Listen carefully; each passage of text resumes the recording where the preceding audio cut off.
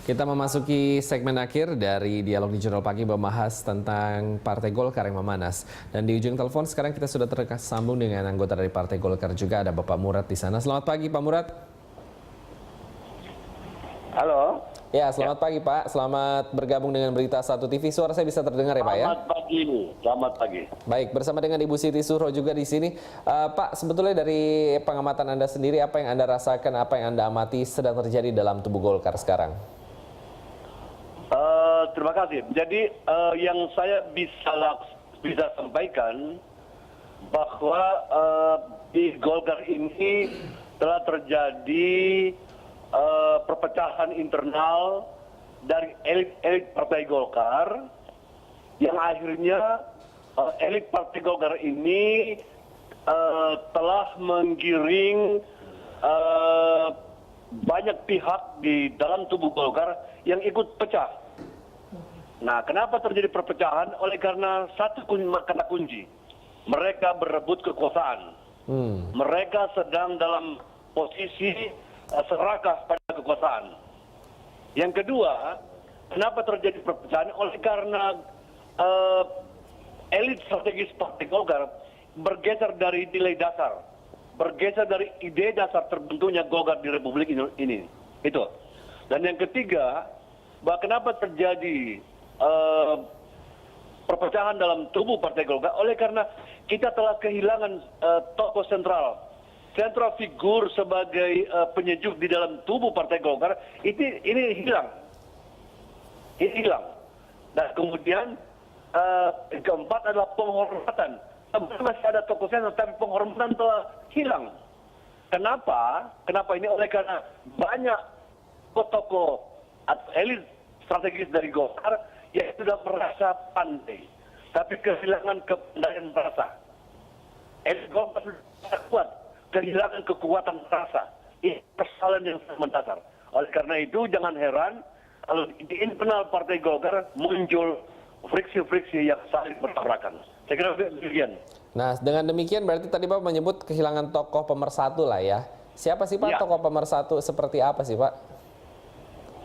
Sebenarnya figur pemersatu yang mampu menjembatani, yang mampu menjadi mediator yang diterima oleh dua belah pihak, sehingga ini bisa kembali para kader bisa kembali pada prinsip kebersamaan. Ini yang hilang. Seperti siapa Pak contohnya Pak dulu di Golkar ada?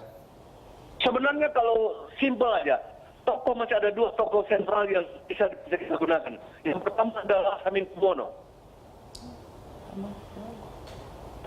Yang kedua adalah Yusuf Kala. Kedua orang ini menjadi penyejuk dalam tubuh partai kalau mereka digunakan.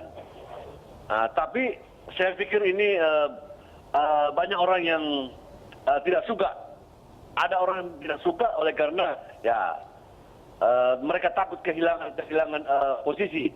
Kalau kedua tokoh ini, dua figur Golkar ini peran, ada orang yang gatal dia punya telinga, yang gatal sakit perutnya, oleh karena kehilangan jabatan.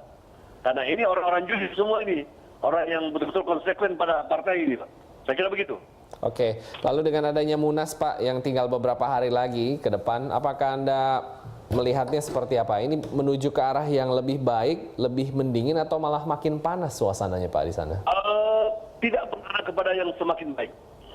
Kalau prediksi saya tidak menghasilkan sesuatu hasil yang baik, tapi menjadi sebuah pemicu yang terus-menerus bisa terpecah belah, dan saya punya keyakinan bahwa apabila Munas itu dipaksakan tanggal 30 November, maka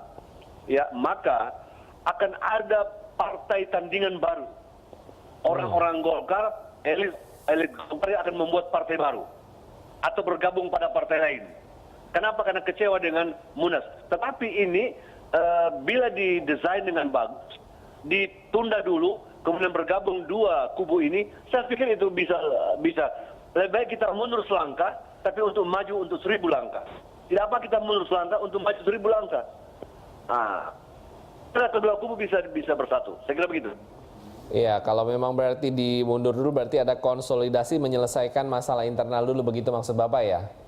Iya, jadi Golkar sebenarnya ahli untuk menyelesaikan konflik. Sebenarnya itu ahli yang menyelesaikan konflik. Tapi ada kekuatan yang hilang di tubuh Golkar. Ada kekuatan yang hilang. Golkar merupakan sejarah. Golkar merupakan aspek psikologi politik Golkar. Bahwa Golkar didirikan oleh 3 pilar. Osgoro, NKR, sama Soksi. Ini yang mereka lupakan. 3 pilar ini dibangun oleh angkatan bersenjata, oleh TNI. Nah ini rumah Golkar yang dibangun oleh 3 pilar, itu digergaji tiangnya oleh anak-anak, oleh kader Golkar sekarang. Dulu rumah Golkar itu begitu terpelihara. Tetapi begitu dipimpin oleh kekuatan sipil, dia merubah. Dulu dia Harmoko, Tanjung, zaman Yusuf Kala, itu masih ada unsur TNI, para jenderal yang digunakan untuk menjadi sekjen. Tetapi di zaman Abu Rizal Bakri, itu tidak ada lagi sekjen yang menjadi aspek jembatan aspiratif, jembatan psikologi, dan jembatan sejarah terbentuknya Golkar. Ini yang dilupakan atau sengaja memang dilupakan. Nah ini kalau muncul, tidak ada mediator lagi, tidak ada stabilisator di internal Partai Golkar. Semuanya merasa jago. Nah, ini terjadi, gitu. Iya, baik. Nih, sepertinya saya rasa Ibu Siti kayaknya gatel juga mau nanya sama Pak Murad. Boleh Bu, silakan satu pertanyaan Bu mungkin. Iya. Untuk Ibu Prof. Iya, Pak Murad, kalau diizinkan tanya ini, menurut saya ini baru pertama kali kita menyaksikan Golkar konflik dalam arti yang sebenarnya gitu ya. Iya, bukan lagi kompetisi kontestasi dalam koridor demokrasi, tapi ini lebih konflik yang vis-a-vis gitu ya.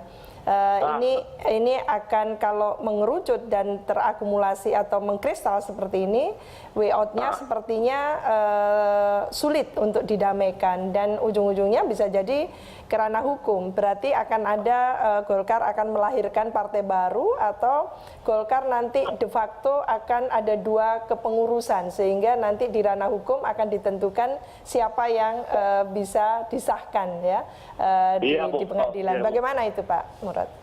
Ya, ini kemungkinan itu. Kenapa? Karena ini ada yang dipaksakan 30 November ini adalah munas yang didesain untuk mengamankan kedudukan orang tertentu. Kemudian munas 15 Desember itu juga dimotori oleh orang-orang yang juga menginginkan perbaikan, tapi justru caranya itu yang menurut saya perlu diperbaiki, perlu disempurnakan supaya Abu Rizal Bakri tidak tersinggung. Supaya kelompok-kelompok misalnya yang ada pada Priyo, yang ada pada Pak Agung Laksono dan lainnya itu tidak tersinggung. Sebenarnya gampang Bu, kalau bisa menyadari bahwa ini untuk kepentingan bersama. Cuma ini menonjolkan kepentingan pribadi. Jadi besar kemungkinan pecahnya ini akan bisa menimbulkan partai baru atau mereka lari ke partai yang sedang settle sekarang. Baik. Iya, ini menarik. Menarik ya, nanti kita bahas lagi. Tapi terima kasih Pak Murad atas kebersamaannya bersama kami di telepon. Selamat beraktivitas kembali. Ibu Siti Zuhro mungkin punya tanggapan atas apa yang disampaikan oleh Pak Murad. Iya, kelihatannya masing-masing kubu berargumen dengan perspektif masing-masing, sehingga apa yang dikehendaki oleh kubunya katakan Agung Laksono, gitu ya, itu menurut saya mewakili satu pemikiran bahwa Golkar memang tidak pernah ada di luar kekuasaan. Golkar lahir untuk di kekuasaan, dan kalau Golkar tidak di kekuasaan itu bukan Golkar, antara lain seperti itu. Lah ini diwakili oleh kubunya Pak Agung Laksono yang di situ dalam arti kelihatannya juga di backup atau didukung penuh oleh Pak JK. Oleh karena itu tarikan ke sana itu kencang sekali. Ini test case bagi Golkar. Apakah Golkar tetap dengan prinsipnya ingin ada tidak di kekuasaan, ataukah tertarik dan mau ditarik gitu ya kekuasaan. Ini akan kita saksikan dalam 3 hari ini. Proses ke depannya. Mungkin silakan Bu, closing statement yang Ibu bisa sampaikan kepada kami. Iya, menurut saya ini merupakan satu tragedi ya bagi Golkar karena mungkin tidak terantisipasi adanya pengerucutan yang sampai membuat tandingan dan bahkan ada penyelamatan. Dan itu tentunya kalau tandingan itu sudah di luar koridor ADART, tentunya ini menyalahi. Dan menurut saya ada sepakat ya, ada satu kebijakan yang saya sepakat dengan Pak ARB saat ini, yaitu mendisiplinkan partai, mendisiplinkan semua kader yang kalau melesat tidak atas nama partai itu seharusnya memang diberikan penalti, meskipun tidak harus diberhentikan dari partai, tidak, tapi diberhentikan sebagai pengurus.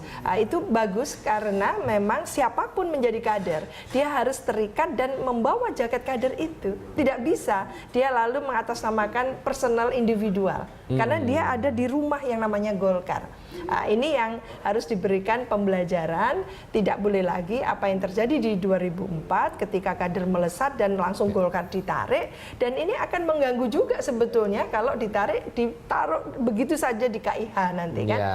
Menurut saya berlatihlah punya prinsip konsisten itu ya bagi partai politik supaya masyarakat juga sangat menghargai partai politik. Betul. Dan terutama Golkar. Ini pelajaran yang luar biasa, lesson learned, dan menurut saya Golkar harus menentukan ini saatnya untuk katakan to be or not to be.